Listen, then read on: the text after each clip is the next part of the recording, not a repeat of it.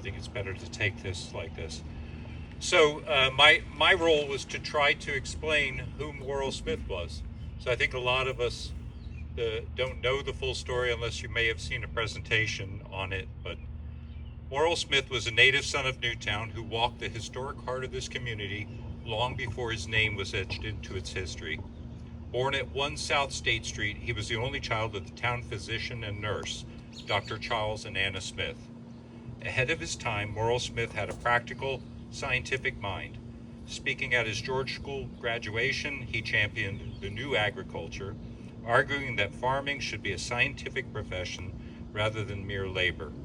After graduating from Penn State in 1911, he proved this at the Pulitzer Estate on Long Island, applying modern techniques to cultivate McIntosh apple hybrids. When the country went to war, Morrill Smith didn't wait for a draft. Despite his Quaker upbringing, he volunteered in September 1917 and was commissioned a second lieutenant the following summer. In the pre-dawn hours of October 18, 1918, in the Bois de Loge, France, Lieutenant Morrill Smith was the last remaining officer in his company. He personally led his final patrol into the woods. There, he and 3 others gave their last full measures of devotion, just weeks before the war ended.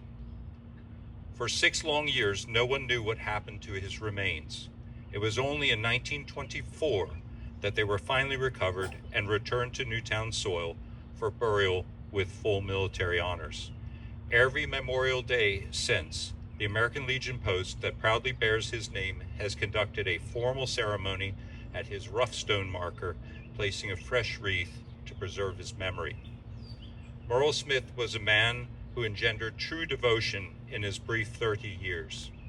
His fiancée, Sarah Platt, who gave up her college education just to say goodbye to him one last time, never let his memory fade. For the rest of her long life, she kept Morrill's portrait on one side of her dresser and the portrait of her husband on the other. The same portrait now holds a place of honor in Post 440's Liberty Hall. Though it has taken a century for this road to catch up to his legacy, we never lost the faith. Today, we finally place Morrill Smith back on the map of the town he loved, honoring a neighbor and a soldier who sacrificed his future to ensure ours.